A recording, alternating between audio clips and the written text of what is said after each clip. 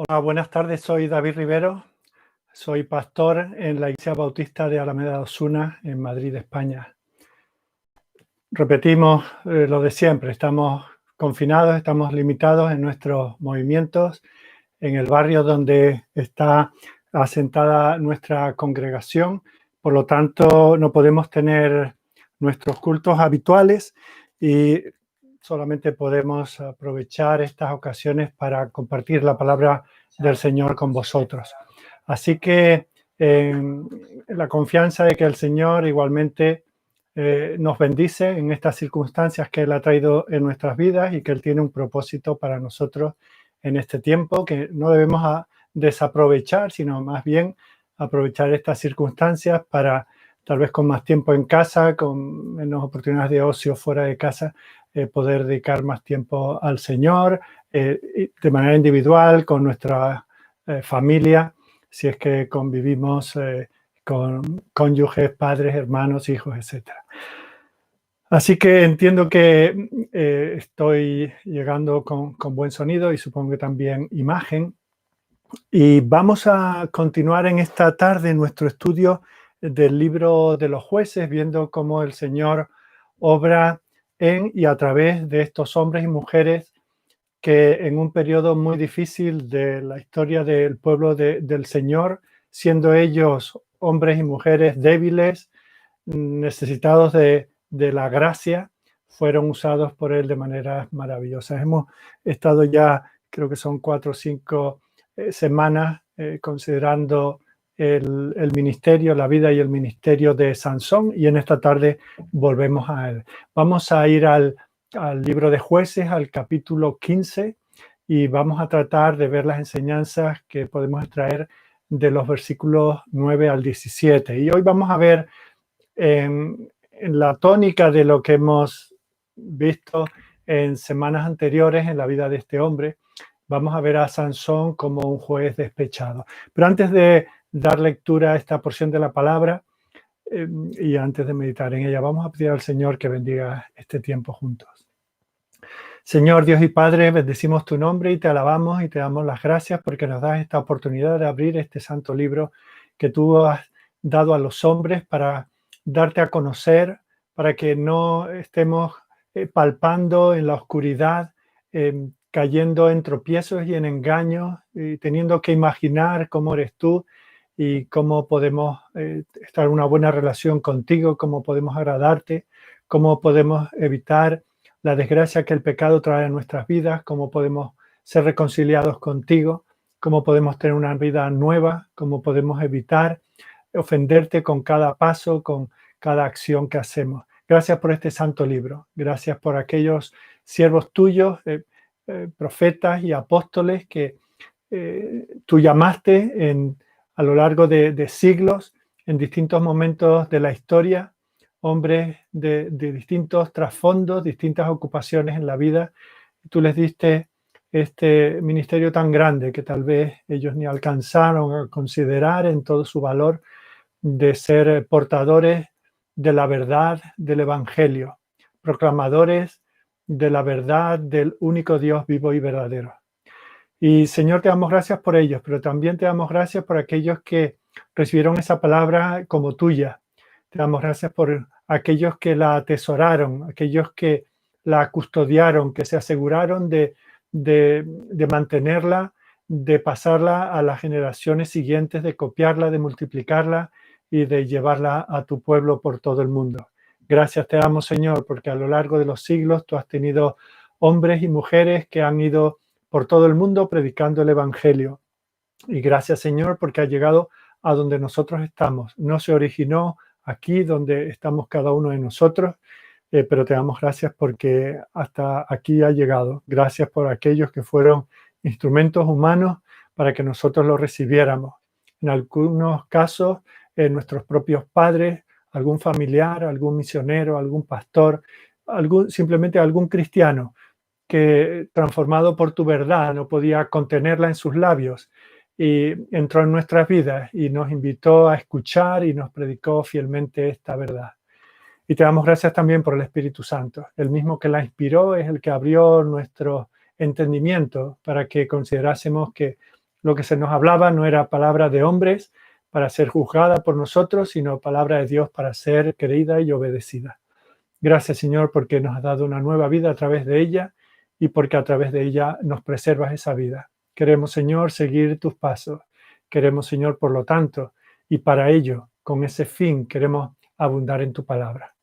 Señor, estamos ya durante bastantes semanas considerando este libro, considerando a estos hombres y mujeres que fueron usados por ti en aquel periodo tan oscuro de la vida espiritual de tu pueblo. Y con qué facilidad, Señor, nos ponemos por encima de ellos y somos capaces de juzgarlos, de criticarlos, de ver y pensar, vaya con este hombre, lo que le costó aprender, lo duro que era de entendimiento, a dónde lo llevó su orgullo, su carnalidad, etc. Señor, eso es muy fácil y eso lo puede ser cualquiera. Pero te pedimos que nos des un espíritu de humildad y que nos consideremos, Señor, nosotros a la luz de estas personas y veamos que no somos para nada mejores que ellos, que necesitamos la misma gracia que ellos necesitaron y que si tú nos has de usar de alguna manera en tu reino, necesitaremos la misma transformación y la misma presencia de tu espíritu en nosotros. Por eso es que con humildad tratamos cada una de estas historias de este libro sagrado y no nos ponemos por encima de nadie, sino te pedimos la humildad suficiente, el quebrantamiento de corazón suficiente como para estar siempre humildes delante de ti, sabiendo que si nos descuidamos podemos caer mucho más lejos y haciendo mucho más daño a tu pueblo que lo hicieron ellos en la antigüedad. Queda con nosotros, Señor, bendícenos, visítanos, bendice a cada uno de los que en este momento o posteriormente puedan escuchar este estudio de la palabra.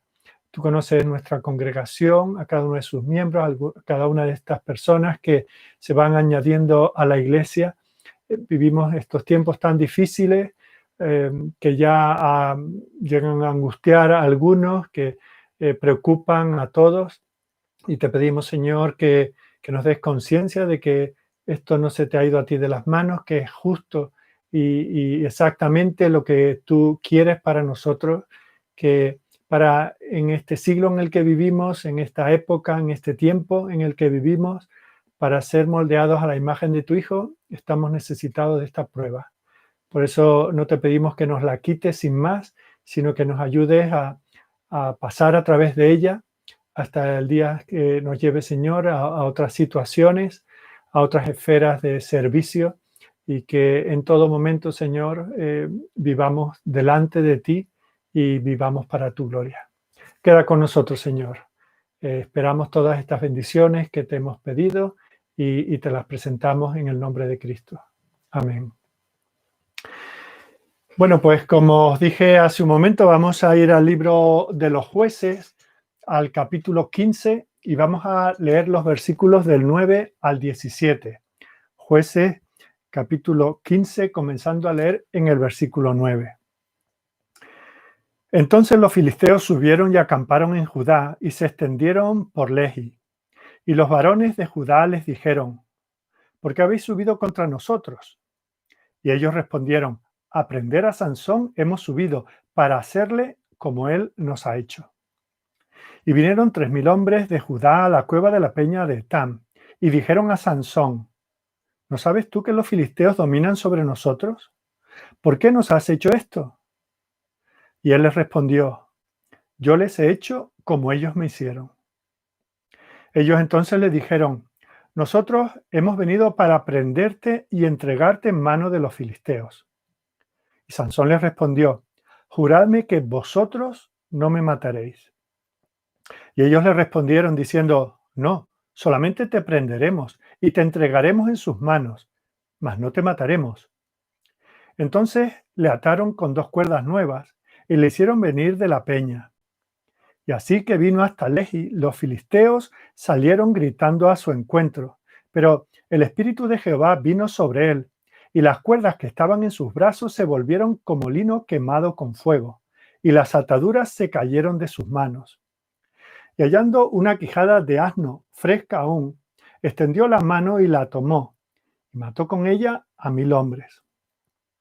Entonces Sansón dijo: con la quijada de un asno, un montón, 2 montones.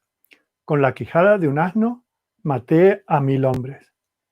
Y acabando de hablar, arrojó de su mano la quijada y llamó a aquel lugar Ramat Lehi.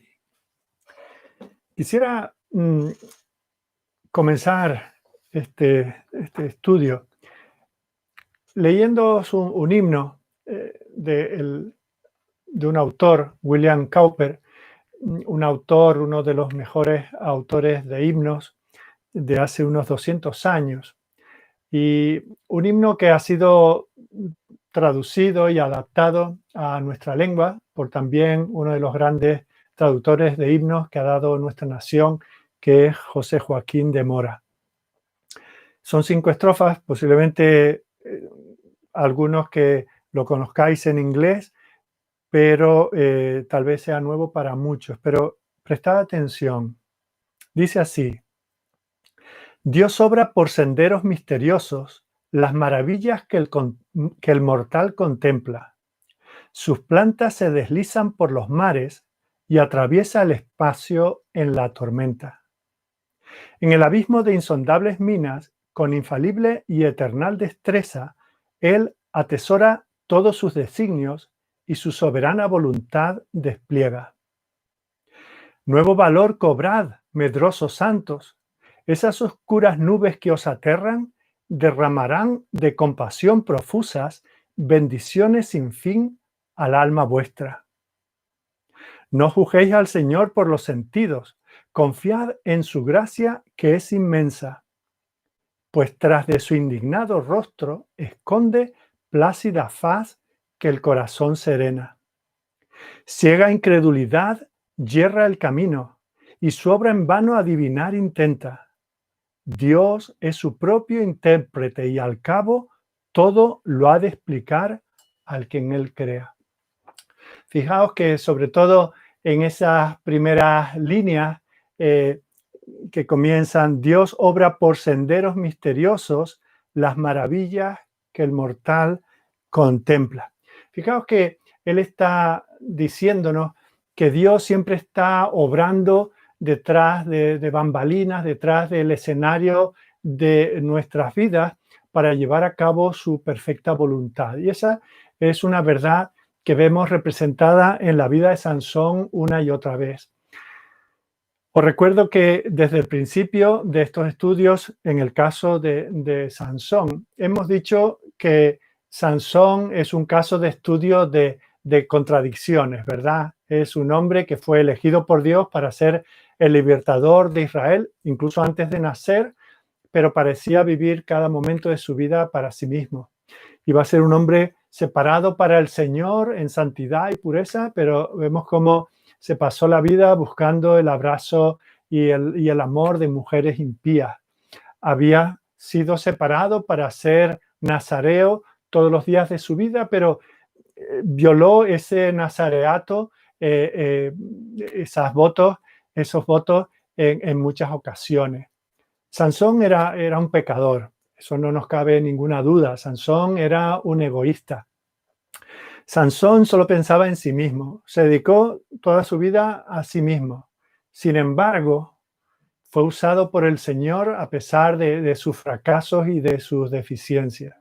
Y esa puede ser tal vez la mayor contradicción de todas en este libro de Sansón, que es el libro de cabecera de las contradicciones, ¿verdad?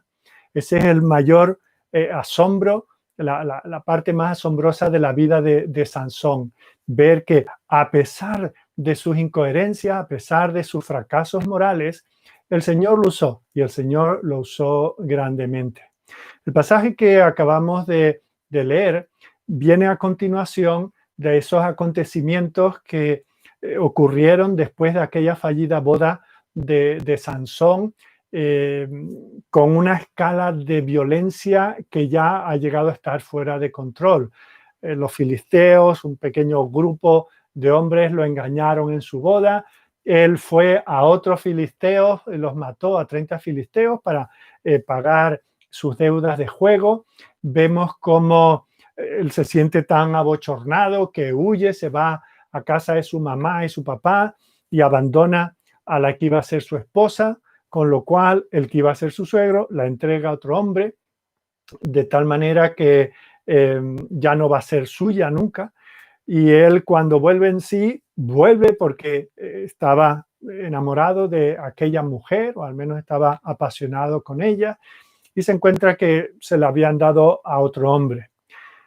Eso, de nuevo, egoístamente le enfada mucho. Es un hombre tan egocéntrico que hace pagar a aquellos filisteos por su odio hacia ellos. Les destruye las cosechas con aquellas zorras que une de dos en dos, incendia sus colas y las suelta por los campos en el tiempo de la siega.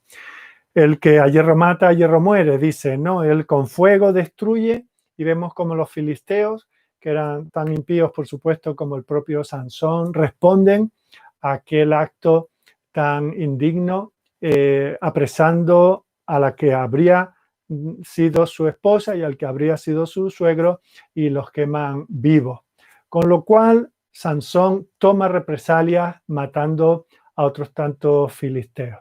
Y vemos cómo esa escalada de hostilidades entre Sansón y los filisteos continúa hasta el pasaje que acabamos de ver. Y vamos viendo cómo al ataque de uno responde el ataque de los otros. Y vamos a ver cómo en este caso hay otro episodio de eso. Pero además aquí se incluye otro, no puedo decir personaje, pero conjunto de personas, que es el pueblo de Dios.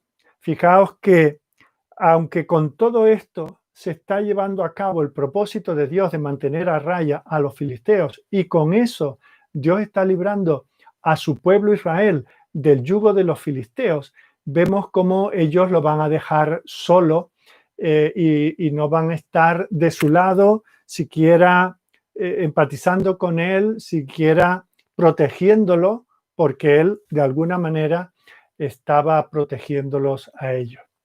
Vemos como Sansón está muy lejos de ser perfecto, pero está rodeado por un pueblo tan imperfecto como él. Un pueblo que, si él estaba en tinieblas, vemos como el pueblo quiere estar en esas tinieblas. Cuando se le da la oportunidad de salir a la luz, el pueblo al que él habría de representar y defender, vemos como ellos prefieren la situación que tienen a enfrentarse al enemigo. Y es en ese contexto, dicho muy rápidamente, muy grosso modo, es que vamos a considerar en esta ocasión a Sansón como este juez despechado. Vamos a ver cómo cabría esperar que los filisteos continuasen en esa enemistad, pero lo que ya no nos parece tan normal ni tan esperable es que las mismas personas a las cuales él viene a salvar y a proteger, pues también lo dejen solo. Vamos a ver a un hombre que va a cumplir la voluntad del Señor, pero no con el propósito y con la intención de hacer la voluntad del Señor, sino simplemente por servirse a sí mismo. Y hay varias lecciones que quiero que veamos en esta tarde, en este estudio. Vamos a ver 3 puntos que tienen que ver con distintos individuos. En primer lugar, vamos a ver a los filisteos. En el versículo 9 vamos a ver que la última acción de Sansón ocasiona una reacción de los filisteos. Y vamos a ver en el versículo 9 cómo ellos preparan un ataque. En segundo lugar, vamos a ver no a un individuo, sino a un conjunto. Vamos a ver al pueblo de Israel, cómo reacciona ante ese ataque. Y reacciona de la manera más lamentable que podemos imaginar. No salen huyendo, no pelean, sino que intentan hacer una componenda con el enemigo. Eso lo vamos a ver en los versículos 10 al 13. Y en tercer lugar, vamos a ver a Sansón con su logro, su victoria, en los versículos 14 al 17. Así que comencemos con los filisteos y su ataque. En primer lugar, vemos el propósito del ataque. Esta porción comienza en el versículo 9 con esa palabra entonces. Eso nos relaciona temporalmente con lo que ha sucedido anteriormente. Ese entonces es después de que los filisteos sufriesen la matanza que llevó a cabo Sansón en el versículo 8. Vemos como los filisteos como nación, porque fijaos que hasta aquí todo lo que ocurre es en el ámbito personal y en el ámbito familiar. Él personalmente, con sus pecados, él induciendo a sus padres a que ellos pequen con él, los hace cómplices de sus pecados.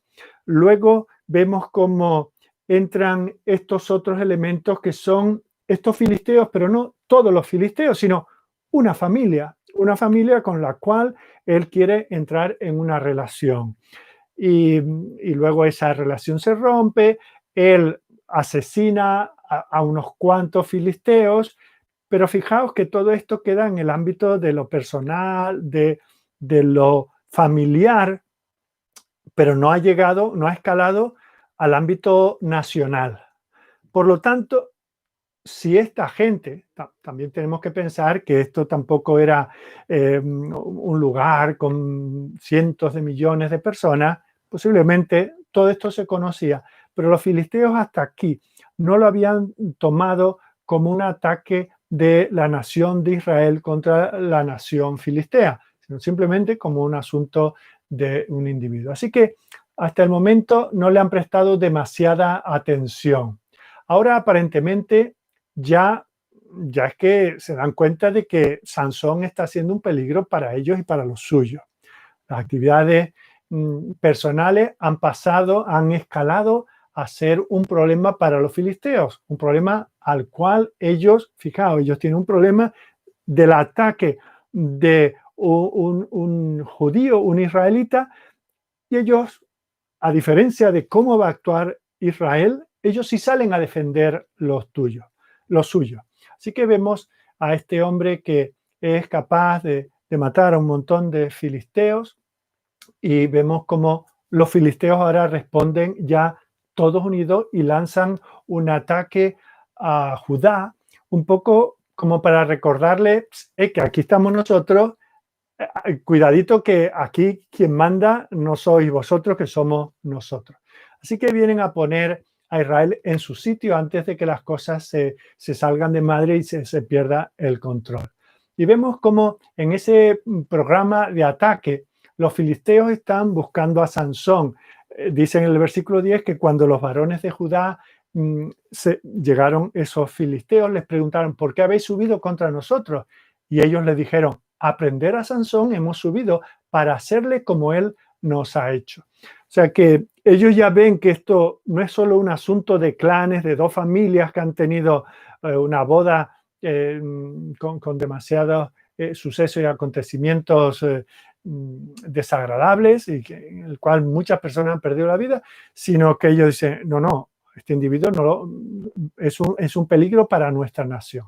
Y entonces tienen un plan de ataque, por lo cual llegan hasta Judá y comienzan una campaña de terror. Fijaos que esa expresión que realmente no parece que tenga mucho significado, dice ahí en el versículo 9, que se extendieron por Lehi. Esa frase significa que ellos no simplemente que hoy estaban por aquí, iban entrando por las calles, iban conociendo como si viniesen de turistas. No, ellos comenzaron a expandirse y a atacar a la aldea de Lehi. Vemos como esto es una campaña de terror organizado. Su objetivo es decir, que aquí estamos nosotros. Su objetivo era que Israel se llenase de miedo ante ellos y eso es lo que acaban obteniendo. Y luego nos dice en el versículo 8 que Sansón se fue a la cueva de la peña de Etam.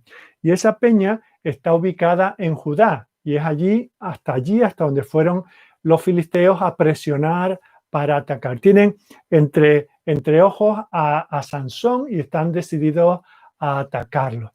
Y en este ataque de los filisteos, nosotros podemos ver una imagen por vía de aplicación, una imagen muy vívida de cómo Satanás y sus fuerzas atacan al pueblo del Señor. De alguna manera, vemos cómo los filisteos representan a los enemigos del Señor.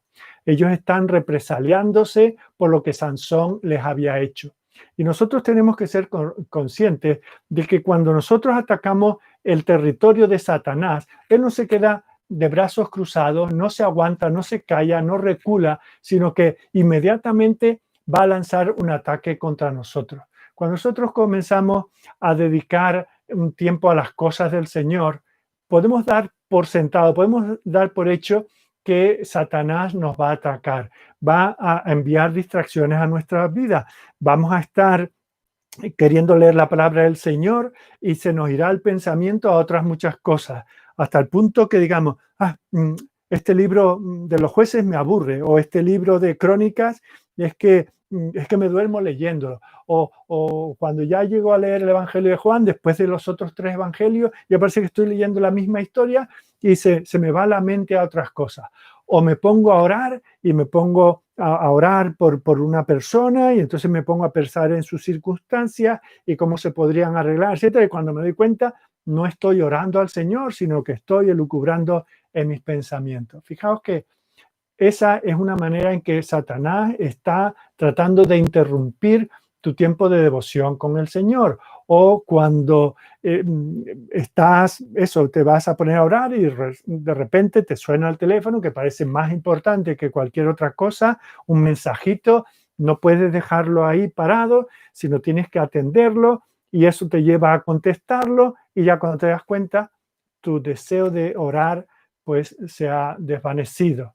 Cuando no, podemos decir lo mismo en nuestro deseo de testificar del Señor o simplemente participar activamente como cristianos en la iglesia local donde el Señor nos ha puesto. Fijaos que Satanás intenta bloquearnos, intenta impedirnos, intenta que nosotros perdamos el tiempo, gastemos el tiempo en cosas que no son realmente esenciales para nuestra vida.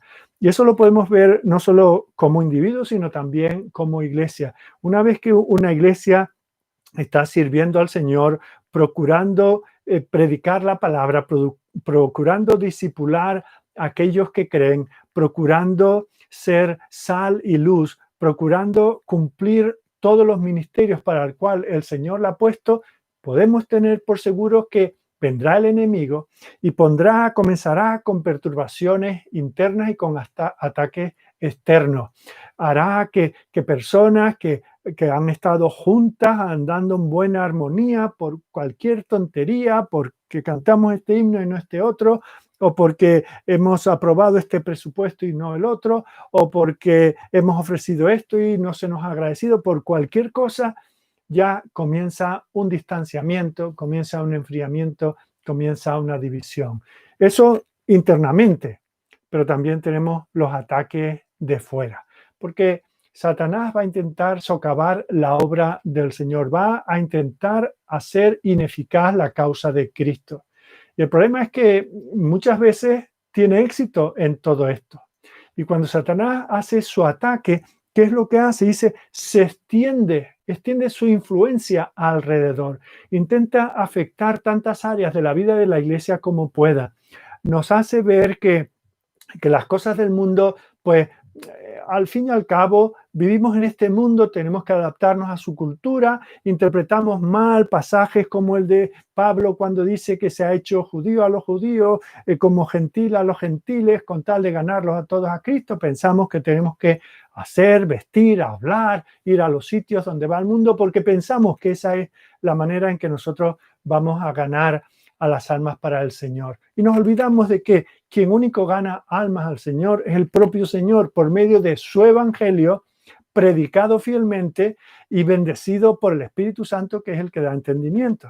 Así que Satanás nos impulsa a decir, pero mira que en tal sitio la iglesia está creciendo porque tienen este programa, o porque no son tan férreos y tan firmes en afirmar ciertas doctrinas, o porque conceden este tipo de actividades para que las personas vengan y ganarnos su confianza, y después de este tiempo y el otro y estas cosas juntos podamos algún día ganarnos el derecho a predicar el evangelio y ellos tengan la confianza, como que parece que de esa manera podemos nosotros derribar las barreras de enemistad que tienen contra el Señor, y entonces el evangelio lo creerán fácilmente. O pensamos que si racionalizamos el evangelio, que si se lo explicamos de una manera adecuada, con ciertos argumentos, con ciertas, tirando de la ciencia, tirando de la filosofía, tirando del pensamiento, de la razón, entonces podremos alcanzar a los intelectuales. Porque, claro, el simple evangelio a un profesor, a un catedrático, un profesor de instituto, eso no va a ser suficiente. Fijaos que con todo esto, Satanás está tratando de minar la obra del evangelio, el poder que tiene la iglesia en sus manos, que es predicar el evangelio. ¿Cómo lo hace? Infiltrándose, como lo hicieron estos filisteos. Entraron y se fueron extendiendo por todo aquel lugar. Y eso es algo que tenemos que cortar desde el principio. Y para cortarlo desde el principio tenemos que saber que esa es una estrategia habitual de Satanás. Cuando Satanás ataca una vida o una iglesia, multiplica sus ataques para que el creyente se vea acorralado por todos lados, y cuando vea que hay personas, estos días hemos visto, ¿no?, iglesias que les están pintando. Hace poco una iglesia le pusieron unas pintadas y pusieron unas ratas muertas en la puerta con amenazas de muerte a los pastores, etcétera, etcétera. Entonces pensamos que, bueno, si nosotros, como desgraciadamente algunos han hecho, pues para ver que son sanos y que no suponen un peligro para esa ciudad en la que está establecida esa iglesia, pues hacen una reunión ecuménica con distintos líderes religiosos de otras confesiones o incluso de otras religiones, para mostrar a esa sociedad que no, que somos buenos, que somos inocuos, que no tienen que querernos fuera de allí porque realmente somos inofensivos. Pues lamentablemente somos inofensivos. ¿Por qué? Porque estamos vendiéndonos, como enseguida veremos que hizo aquí el pueblo de Judá cuando se vieron acorralados por estos filisteos. Así que tenemos que tener cuidado de saber cómo reaccionar a estos ataques seguros. Podemos darlos por hecho, los ataques del enemigo. Tenemos que saber de qué bando estamos. Tenemos que saber cuál es nuestra causa. Y no desanimarnos, no perder la esperanza. Eso es lo que casi le pasa a Elías. Estos días hemos hablado de él en varias ocasiones, ¿verdad? Se ha enfrentado al malísimo rey Acab y a su peor esposa. Vemos cómo se enfrenta a aquellos sacerdotes, se enfrenta a aquella sequía, a la persecución, a la búsqueda. Están todos los servicios secretos buscándolo por todo el país. El Señor le da la victoria.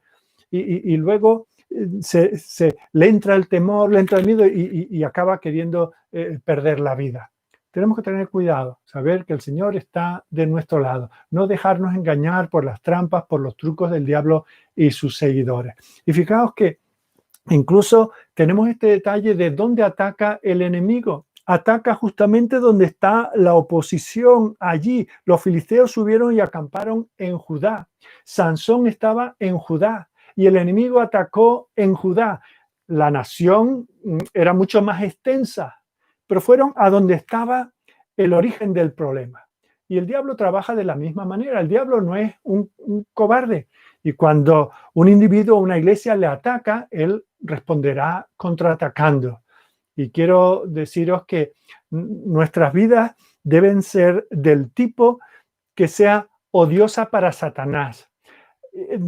Como individuos y como iglesia debemos ser tales que no estemos en su ejército, que no estemos de su lado, que no seamos ni siquiera indiferentes, sino que estemos en lucha contra él, que tenemos que vivir de tal manera del lado de Dios, en el ejército del Señor, sirviéndole con tanta entrega y tanta devoción que nos merezcamos ser atacados por Satanás, aunque sea una cosa indeseable, porque de otra manera es que nos habremos rendido al enemigo. Que Él nos ataque, pero que nos ataque porque nos odia, porque estamos sirviendo al Señor sin temor, porque somos valientes en nuestra vida, porque somos valientes en nuestro testimonio, porque no tenemos miedo de defender la verdad. Sabemos que Él nos va a atacar, pero tenemos al Señor de nuestro lado. La única manera de evitar sus ataques es que nunca hagamos nada por el Señor, que nunca hagamos nada contra Él. Y mientras no hagamos nada, pues estaremos a salvo de sus ataques. Pero cuando nosotros nos ponemos del lado de la verdad, del lado de la justicia, del lado de Jesucristo, es como si nos estuviéramos colgando una diana en nuestra espalda. Él va a intentar lanzar esa flecha envenenada. Y eso es lo que le dice el Señor. ¿Os acordáis que le dice a Pedro allí en Lucas capítulo 22, versículo 31? Simón, Simón, he aquí Satanás os ha pedido para zarandearos como a trigo. Claro, luego dice, pero yo he rogado por vosotros, que vuestra fe no falte. Esa es la experiencia de Pablo. Cuando Pablo está más activo, cuando Pablo está más entregado, cuando la iglesia del Señor en distintas localidades está siendo bendecida por su ministerio presencial y por el ministerio epistolar que él tenía, vemos como dice, para que se le dio incluso esa visión de la presencia del Señor, dice que para que esas revelaciones no lo exaltasen desmedidamente, le fue dado un aguijón en su carne, un mensajero de Satanás. Él sabía que aunque aquello no se le había ido de las manos al Señor, Satanás lo estaba usando. Era una prueba del Señor para hacerlo cada día más como Cristo, más útil para el ministerio, pero él estaba sabiendo, era consciente de que Satanás lo estaba usando para hacerle daño. Así que nuestra experiencia será semejante a la de estos apóstoles, a la de Elías, cuando nosotros estemos del lado del Señor.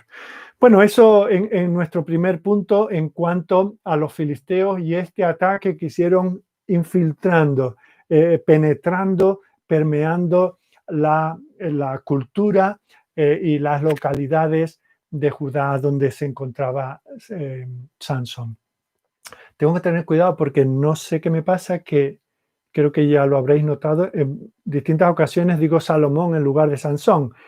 Ya esto que quede anotado, si vuelvo a decir Salomón, entended vosotros Sansón. Bueno, en segundo lugar, vemos cómo reacciona no ya Sansón, sino Judá. En los versículos 10 al 13 vemos la componenda que ellos tratan de hacer con los filisteos. Empezamos en el versículo 10 con la preocupación que ellos tienen. Cuando esa zona de Judá se ve atacada por los filisteos, los ancianos de Judá entran en pánico. Así que van al enemigo cuando ellos ven que están por todas las calles, que están armados, que no vienen como mercaderes a comprar y a vender sus mercaderías, sino que vienen como un ejército organizado, van en grupos, van armados, van mirando aquí y allá. Entonces, el pueblo de Judá va al enemigo y le pregunta, bueno, ¿por qué estás aquí en este plan de ataque?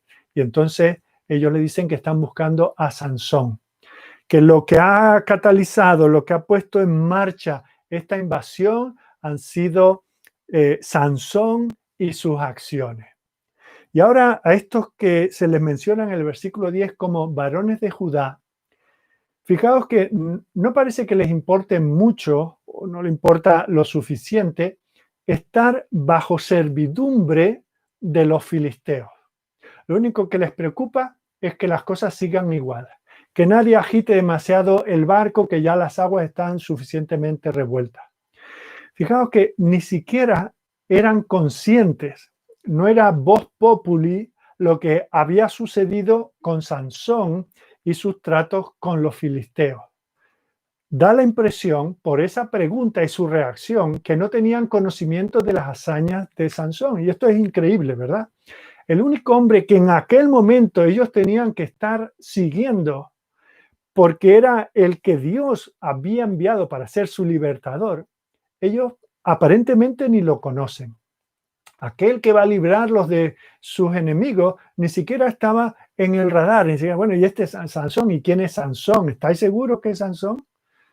Y vemos cómo estos varones de Judá van a por Sansón. Y hay ahí como 3.000 hombres que van, fijaos, aquí tenemos un ejército de 3.000 hombres, que diríamos, bueno, 3.000 hombres de alguna manera podían hacer frente, potencialmente podían hacer frente a los filisteos.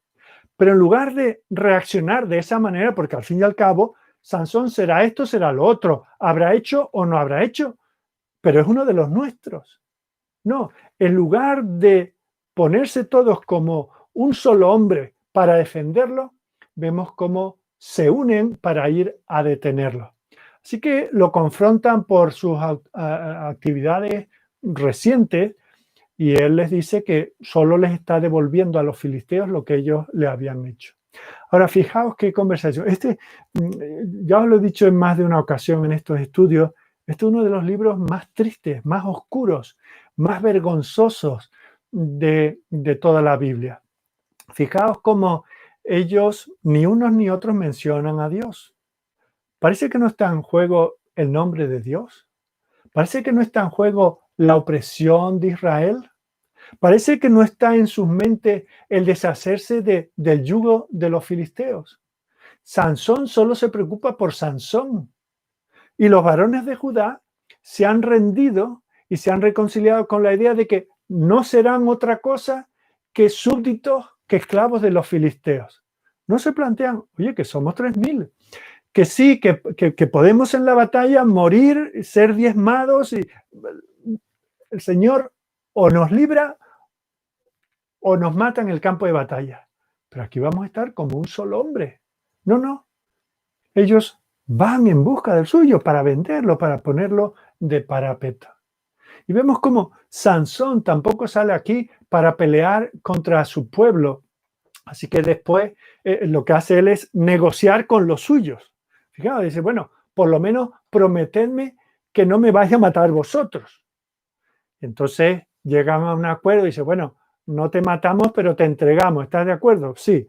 Entonces dice que se deja atar con cuerdas nuevas, unas cuerdas que no se habían usado hasta ese momento, eran verdes, estaban fuertes y nadie, ningún hombre con una fuerza natural tendría ninguna posibilidad de romperlas, de desatarse, de liberarse por sí mismo. Y vemos como aquí, de alguna manera, siempre suelo decirlo, que hasta un reloj descacharrado 2 veces al día da la hora. Bueno, pues aquí este hombre con una conducta como la que tiene Sansón, en este caso vemos que actúa con algo de sabiduría. Podemos pensar que si él se hubiera resistido, habría habido un derramamiento de sangre de los suyos. Fijaos, si él dice, a ver, el primero de vosotros que venga y que luche contra mí, y ahí lo tendríamos luchando contra los suyos. Por supuesto, podríamos entender en esta historia ficción que, bueno, que él le daría una paliza a unos cuantos de ellos, tal vez podría matar a algunos de ellos, y los otros enseguida, viendo el talante que tenían, podrían decir, uy, vamos a parar aquí. Pero claro, si hacía eso, luego no tendría la confianza de su pueblo. Difícilmente Israel lo iba a seguir como juez. Así que vemos como en ese rayo de luz que tiene, permite que estos varones de Judá lo lleven a los filisteos con las manos atadas. Eso además tiene otro aspecto de sabiduría, y es que al ir atado era más fácil que los filisteos bajaran la guardia que si lo llevaban suelto, ¿verdad? Pues si ya lo suyo, este ejército de 3.000 judíos, se lo presenta y ya viene atado de fábrica, pues eso podría relajar un poco la guardia de los filisteos. Pero fijaos lo que sucede aquí. Con esta decisión, esos varones de Judá no solamente estaban diciendo que eran de sexo masculino, eran los líderes de Judá. Y estos eligen la servidumbre a la libertad. el estar sometidos a la dictadura de un pueblo bárbaro, de un pueblo al cual el Señor en su día les mandó a echarlos al mar. Ellos prefieren eso a ponerse del lado del Señor, a preguntar, bueno, ¿y tú cómo es que has hecho esto? ¿Cómo pudiste? Cuéntanos, ¿cómo pudiste matar a todos esos filisteos? ¿Cómo te atreviste a quemar sus campos? ¿De dónde derivas esa fuerza? Entonces él les podría haber contado la historia desde antes de su nacimiento. Pero eso no sucede. Ellos ya dan por sentado de que esto no tiene solución. Más solución que ser serviles, que pagar los impuestos que digan los filisteos y que ellos sean los señores de su pueblo. Ellos prefieren el statu quo sobre la voluntad de Dios para su vida. Y de hecho, eligen a los filisteos por encima del hombre que Dios había elegido para llevarlos a la victoria. Están dispuestos, en lugar de oponerse a los opresores, aun cuando les pudiera costar un precio, ellos prefieren sacrificar a uno de los suyos. Y en estas acciones de estos hombres, nosotros podemos ver un retrato de cuántos en la iglesia responden de la misma manera a los ataques del enemigo a la iglesia. Y hoy, lamentablemente, la iglesia ha sucumbido. La iglesia cristiana y buena parte, lamentablemente, buena parte de la iglesia evangélica ha sucumbido a ese lema de vamos a seguir la corriente por el bien de todos. No vamos bastante tenemos con los enemigos ya declarados de este mundo ateo, humanista, anticristiano, como para encima destacar porque somos defensores de la verdad. Cada uno está en su parcela, llevémonos bien con todos. Y la iglesia, que se supone que es defensora de la verdad, no quiere herir los sentimientos de nadie. Tienen miedo, tenemos miedo de decir cosas que puedan agitar las aguas, mover el bote, de tal manera que los pocos que se atreven se encuentran solos, no se encuentran con el apoyo del pueblo de Dios. No protegemos a los nuestros. Y aquí vemos cómo los varones de Judá son culpables en ese sentido. Por un lado, son tan culpables como si ellos mismos le hubieran quitado la vida a Sansón. No lo mataron, pero lo entregaron para que otros lo mataran. Y fijaos que esa complicidad es un crimen tan grave como si ellos mismos lo hubieran matado. Cuando el apóstol Pablo en Romanos capítulo 1 habla de la pecaminosidad universal del hombre y relata una serie de pecados que comienzan con no darle gloria a Dios ni darle las gracias. Luego va detallando cómo todo eso se descompone en todo tipo de pecados. Y por si alguno piensa, lee esa lista y dice, yo estoy libre porque yo no he hecho ninguna de estas cosas. Pero él remata ese capítulo 1 de Romanos diciendo, estos que han entendido que el juicio de Dios, que los que practican tales cosas son dignos de muerte, no solo las hacen, sino que se complacen con los que las practican. Fijaos que es posible que muchos cristianos hoy, muchas iglesias de hoy, puedan decir, estamos libres de pecado porque nunca hemos ido contra la iglesia, pero somos cómplices por complacernos, porque nos alegramos cuando alguien, por ser fiel en la predicación del evangelio o por ser fiel en mantenerse en una posición, en un lugar donde hay una opresión clara y manifiesta contra el pueblo de Dios, decimos, bueno, algo habrá hecho, eso para que no sea tan listo, esto para que no destaque, esto para que no busque. Nos hacemos cómplices de manera activa y explícita o de manera pasiva e implícita. Como quiera que sea, somos culpables, ya sea porque nos volcamos a hacer daño a los que están defendiendo la fe o por nuestra pasividad, por nuestro silencio, que es culpable. El mirar para otro lado, el no oponernos. Y yo sé que algunos, tal vez los más sensibles de los que me están escuchando, tal vez sean los que menos capacidad tienen, porque por su edad, por su dificultad, por su falta de conocimiento, etcétera, pero son los que cuando acabe este estudio estarán pidiendo, Señor, perdóname si esto es así. mientras que los que tienen la energía, los que tienen la capacidad, están escondidos, están dispuestos a venderse al enemigo con tal de no tener una vida llena de dificultades. No podemos mantener la paz a cualquier precio.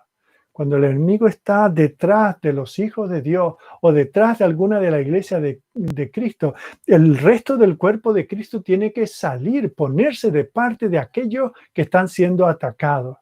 Dios nos juzgará cuando arrojemos a un compañero creyente delante del autobús para que lo atropellen. Porque no queremos, no, es que estaba agitando demasiado las aguas. Preferimos mantener el statu quo. ¿Cuántas veces nos hemos sentido en esa situación? Que damos la cara por personas, salimos en defensa de las personas. ¿Cuántas veces algunos que están en el ministerio, que sé que me están escuchando, nos hemos encontrado así, defendiendo al pueblo de Dios a diestra y a siniestra, y eso mismo a los que más te has volcado en defender son los primeros que te dan la puñalada? Quiera el Señor librarnos de esto, pero es algo latente, algo que está ahí. Un día el Señor ajustará cuentas de todo esto. Fijaos, Matthew Henry, ese comentarista tan lúcido, que nos ha dejado unos comentarios de toda la Biblia tan hermosos, en un momento dado ha dicho: es justo que se prolongue la miseria de aquellos que, para complacer a sus peores enemigos, abusan de sus mejores amigos. Fijaos, Israel aquí permaneció en servidumbre, prefería permanecer en servidumbre el tiempo que fuera necesario en lugar de estar del lado de Sansón. No podemos ser imparciales, tenemos que saber de qué lado estamos. O estamos del lado del Señor o estamos contra Él. El Señor lo dice, lo podemos leer en Mateo 12:30. El que no está conmigo, contra mí es. Y el que conmigo no recoge, desparrama. No hay lugar intermedio, no hay posición neutral.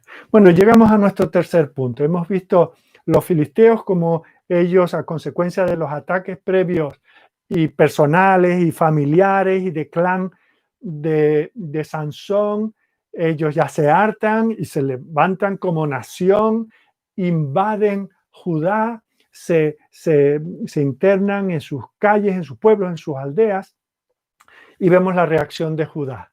En lugar de salir a defenderse en el nombre del Señor, vemos cómo ellos intentan una componenda.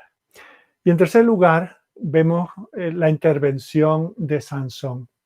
Eso lo vemos en los versículos 14 al 17. Lo último que hemos visto es que ha sido atado con cuerdas nuevas, y cuando es entregado, pues tal vez los filisteos pensaron que sus problemas se habían terminado. Es interesante cómo hablan en el versículo 14, que cuando lo vieron venir atado, dice que salieron gritando a su encuentro. Pues cantaron gol antes de que entrase el balón a la red, ¿verdad? Salieron ya porque fijaos, esto significaba que su pueblo no le iba a dar protección, que no tenían que mover una espada para vencerlo, no tenían que hacer escaramuzas de ningún tipo. Todos los planes bélicos que pudieran tener preparados se los iban a ahorrar. Así que salen ya con sus vítores y sus, diríamos hoy, quitándose la camiseta, ¿verdad? Ya habían cantado victoria. ¿Por qué? Porque ya tienen al enemigo en sus manos y la intención que tienen para él es de matarlo. Claro, seguimos leyendo y vemos que el entusiasmo les va a durar muy poco, ¿no? Y vemos como en la segunda parte del versículo 14, a pesar de todos los fracasos morales, de toda la infidelidad de Sansón, Dios continúa usando a Sansón. Dice que el Espíritu de Dios vino sobre él, y la expresión se podría traducir como vino poderosamente sobre él. De tal manera que esos nuevos cordones con los cuales había sido atado fueron tan fáciles de romper como si fuesen cuerdas quemadas.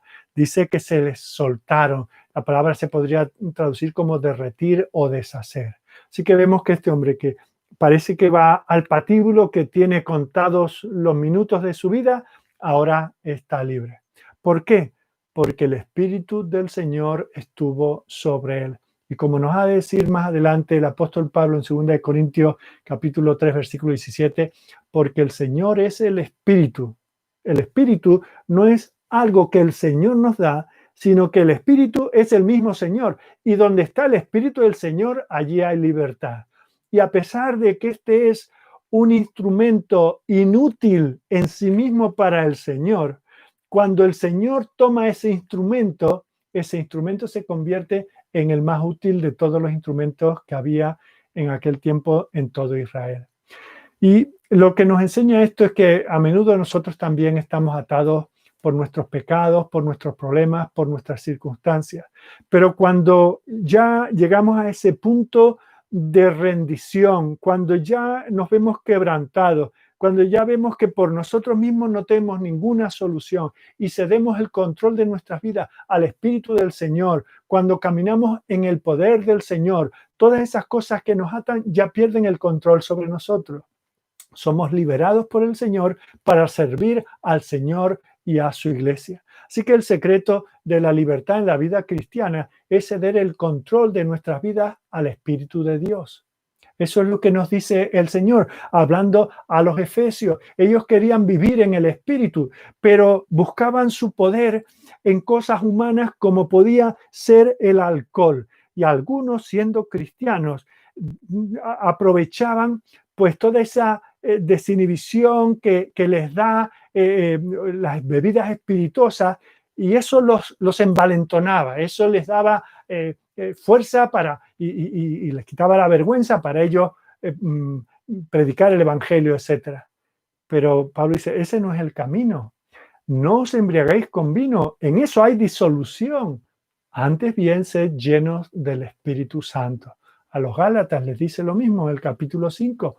Andad en el Espíritu y no satisfagáis los deseos de la carne. Eso es lo que sucede en este caso. Y cuando él está investido por el Espíritu y por el poder del Señor, cualquier cosa que tenga a su mano va a ser suficiente. En este caso, dice que tomó una quijada, una mandíbula de un asno fresca y mató a 1000 hombres con ella. Y recalca de la escritura de que era fresca en el sentido de que no estaba seca allí tirada al sol por mucho tiempo, con lo cual era más fácilmente, más frágil y menos consistente para hacer daño a aquellos hombres.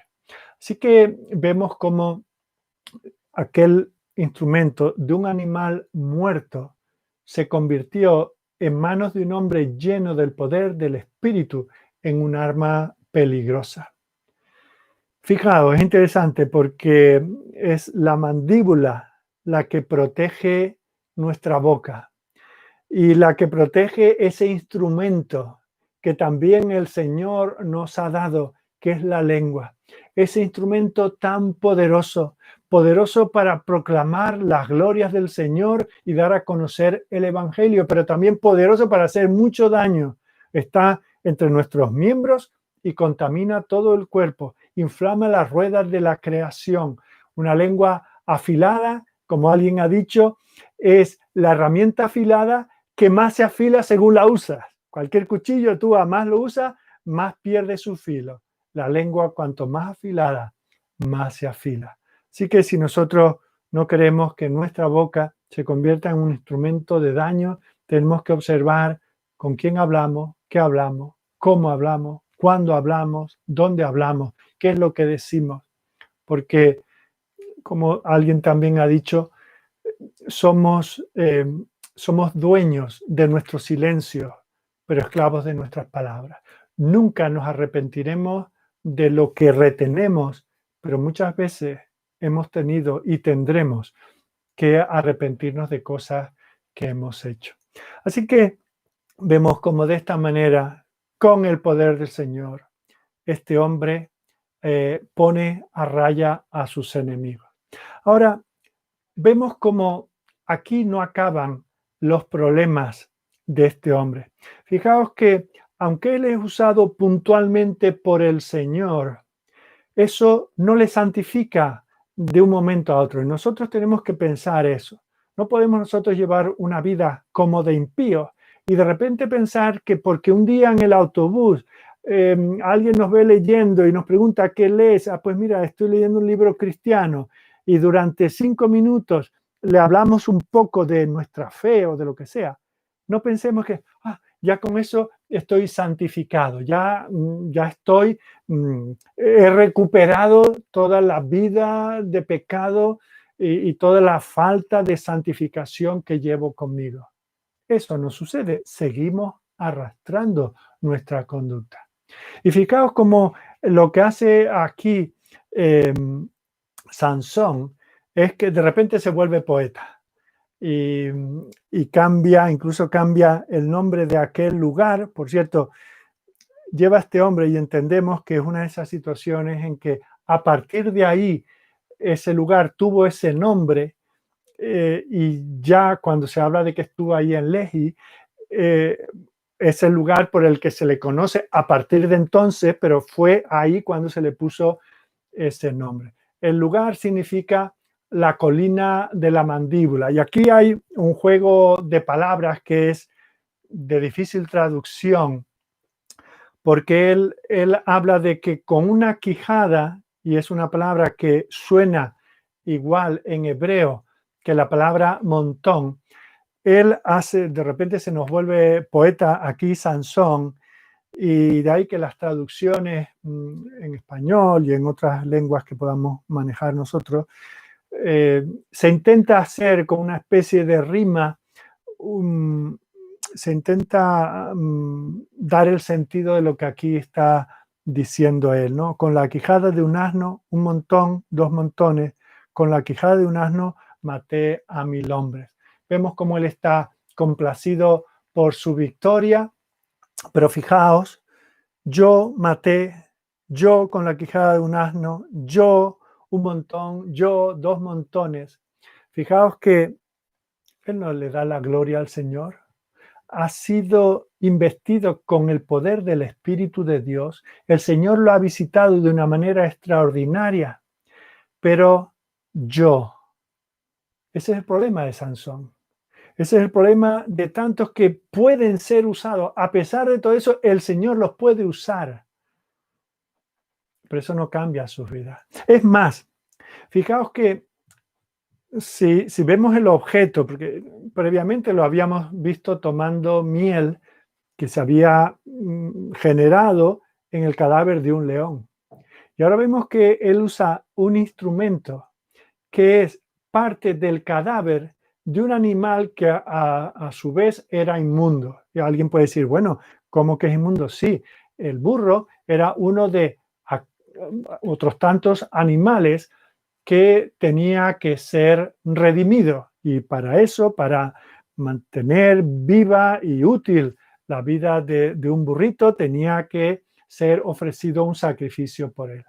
Aquí vemos que él no solamente toma parte de un animal inmundo, sino que como nazareo, él no podía estar en contacto con un cadáver.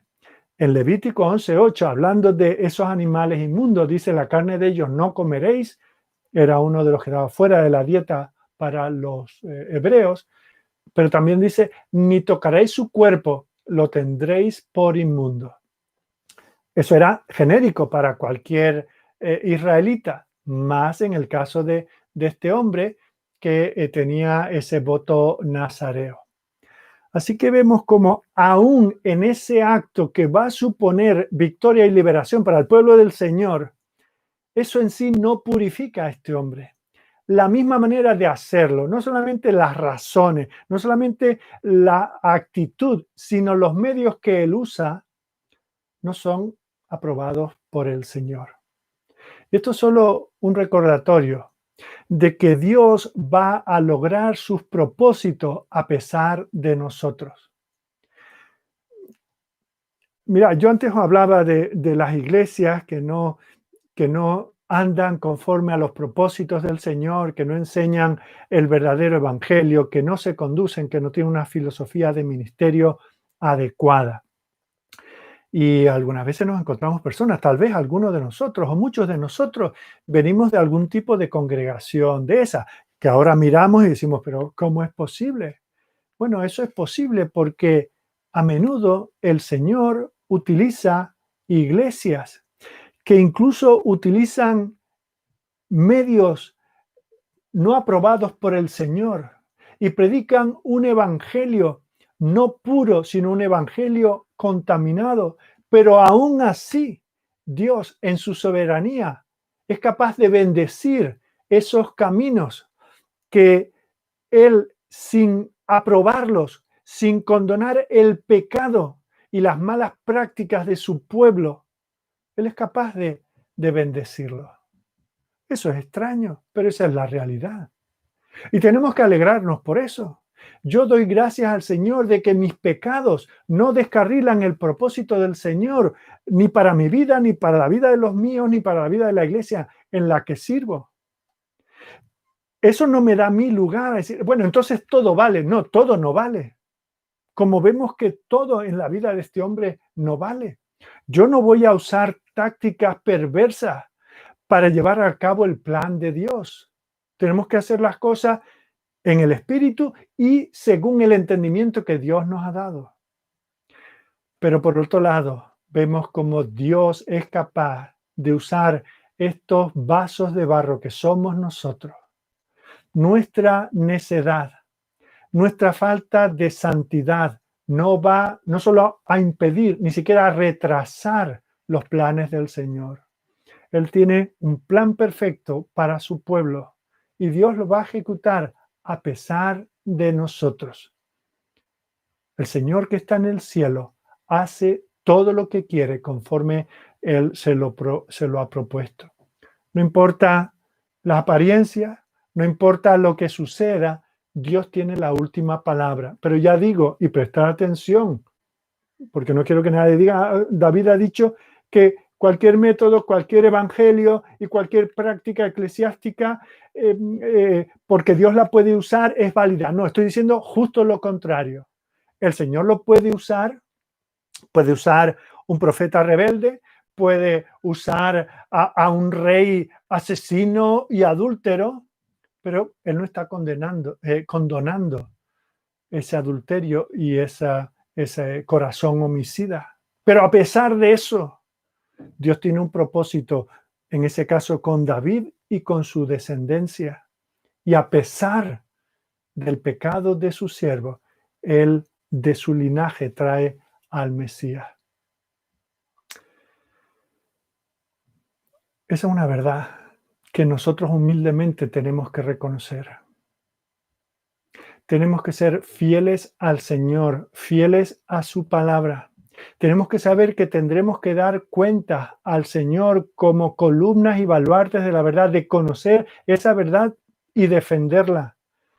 Pero también podemos descansar sabiendo que aún nuestras imperfecciones no impedirán que el Evangelio se extienda, que el reino del Señor avance y se establezca en el corazón de tantos hombres. Estamos para terminar. Vemos a este enemigo que se extiende por Judá. Vemos a esa nación que está contenta con lo que tiene y hace ese intento de componendas que venden a su adalid, a su general, a su libertador, lo venden. Vemos cómo este se deja apresar y de esa manera obtiene la victoria. Pero ahora se nos pone en el foco de nuevo a este pueblo. Fijaos, mientras Sansón está con una quijada matando a todos estos hombres, ¿qué es lo que están haciendo los otros 3000? Están observando. No intervienen en la batalla. Sansón se encuentra solo contra el enemigo. Y tal es la situación que incluso cuando termina la batalla, fijaos, los filisteos cantan de alegría cuando se lo traen preso. Ellos, cuando se ven liberados de los filisteos, ni un aplauso, ningún detalle con él. Fijaos que se encuentra sediento. matar tantos hombres, eso debe agotar, ¿verdad? Y no le dan ni siquiera un vaso de agua. Nadie viene a ofrecerle ayuda. Abandonan a Sansón, le dan la espalda y se alejan. Y eso, queridos míos, es un recordatorio de una verdad muy triste que se da en el pueblo del Señor. Y es que si tú quieres servir al Señor, tienes que estar preparado para hacerlo solo. No siempre es así, pero habrá lamentablemente, muchas ocasiones en que te encontrarás solo. Te verás abandonado por esas mismas personas a las que estabas defendiendo y que pensabas que te iban a apoyar. Mucha gente se encuentra sola defendiendo a su familia. Muchos se encuentran solos enfrentándose al mundo para defender la iglesia. Muchos se encuentran que la propia iglesia a la que ellos tratan de defender predicando la sana doctrina o la buena práctica, se encuentran que son rechazados. ¿Cuántos pastores, cuántos siervos del Señor han sido despedidos de su ministerio en iglesias por ser fieles a la palabra, por ser fieles a la verdad del evangelio, por no venderse, por no conchavarse con nadie, por permanecer firmes para la gloria del Señor? Si sabes de lo que estoy hablando porque llevas algunas de esas cicatrices, pues da gracias al Señor. Él ha prometido estar contigo, y si lo puedes contar es porque Él ha estado contigo, porque has experimentado la promesa del Señor: no te dejaré, no te desampararé, estoy con vosotros todos los días hasta el fin del mundo. Te has sentido solo, pero no estabas solo. Aquí Sansón se pudo haber sentido solo. El Espíritu de Dios estaba con él, y eso es lo que importa. ¿Cuánto nos gustaría entrar juntos en la batalla? ¿Cuánto nos gustaría encomendarnos al Señor para en Él avanzar y vencer? Si es así, gloria a Dios. Si no, sepamos que Él va a estar con nosotros. Quiero terminar leyéndoos el Salmo 121, los versículos del 1 al 8. El salmista dice: alzaré mis ojos a los montes. ¿De dónde vendrá mi socorro? Él lo tenía claro. Mi socorro viene de Jehová, que hizo los cielos y la tierra. No dará tu pie al resbaladero, ni se dormirá el que te guarda. He aquí, no se adormecerá, ni dormirá el que guarda a Israel.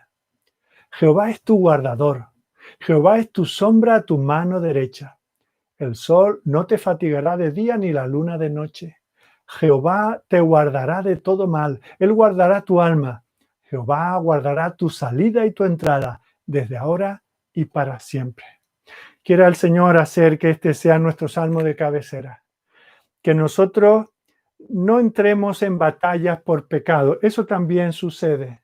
Cuando el Señor dice que somos bienaventurados, cuando por su causa somos vituperados y perseguidos, cuando los hombres dicen cosas malas contra nosotros mintiendo, entonces somos bienaventurados. A veces somos perseguidos por ser necios, por meternos en asuntos que no nos importan, por actuar con un corazón vengativo. Eso no es lo que quiere el Señor. Pero cuando vamos por una causa noble, cuando vamos empoderados por el Espíritu del Señor, aunque nos encontremos solos, seamos fieles, sepamos detectar y conocer quiénes son aquellos hombres que Él ha puesto para ir en nuestra defensa. Démosles nuestro apoyo, estemos de su lado, oremos por ellos, démosle una palabra de ánimo, aplaudamos sus victorias, sanemos sus heridas, defendámosles de lenguas perversas que hablan mal contra ellos. Y en esa manera no dejaremos que el enemigo se infiltre en la iglesia y no buscaremos la salida aparentemente fácil, pero engañosa, de llegar a componendas con el enemigo. Que el Señor nos libre. Mejor dejamos la vida en el campo de la batalla para la gloria del Señor que ser unos cobardes y entregar a los nuestros en manos del enemigo, ni por acción ni por quedarnos callados. Que el Señor nos bendiga. Vamos a orar y terminamos el estudio en esta tarde. Gracias te damos, Señor, porque aún de este pasaje tan oscuro podemos extraer la luz que tú nos das en tu palabra. Señor, podemos vernos identificados en este pasaje tanto con los filisteos, porque hubo un tiempo en que nosotros también atacábamos la sana doctrina, atacábamos a la iglesia con nuestra incredulidad, atacábamos tu palabra. Hubo un tiempo, Señor, en que ya como creyentes estuvimos dispuestos a aliarnos con el enemigo, dispuestos a dejarnos infiltrar con sus modas, con sus costumbres, con sus engaños. ¿Cuántas veces, Señor, tal vez hemos sido culpables de luchar con los fieles en la iglesia porque hemos exigido que las cosas se hagan a la manera en que lo hacen otros? Hemos demandado y nos hemos molestado. ¿Y cuántos habremos dejado alguna congregación simplemente porque habían unos pocos fieles que querían defender la verdad? Oh Señor, perdónanos si somos culpables en esas cosas. Perdónanos por no estar al lado de los valientes que tú a lo largo de la historia has levantado en cada generación, en cada congregación, para mantener pura tu iglesia. Y Señor, que no seamos solamente los que sí dan ese apoyo y esa ayuda y ese vaso de agua y esas vendas para las heridas, sino que seamos, sobre todo te pido por los varones, hombres que sepamos defender a nuestras familias, a nuestros hijos, a nuestras esposas, a nuestros hermanos de falsas enseñanzas. Sabemos, Señor, que nuestros niños están siendo adoctrinados de las cosas más perversas en los colegios. Simplemente lo lamentamos y no estamos defendiéndoles, llenando sus mentes y sus corazones de la palabra. Oh, Señor, cambia nuestros corazones. Sabemos que los días son difíciles, pero Señor, nosotros te tenemos con nosotros, tenemos tu palabra, no necesitamos más que esa espada. Señor, que la conozcamos bien, que seamos expertos en su uso para defender a tu iglesia, a tu pueblo, a tu evangelio, a tu reino. Señor, gracias por estar con nosotros. Bendice a cada uno de los que estén oyendo, vayan a escuchar en el futuro estas palabras.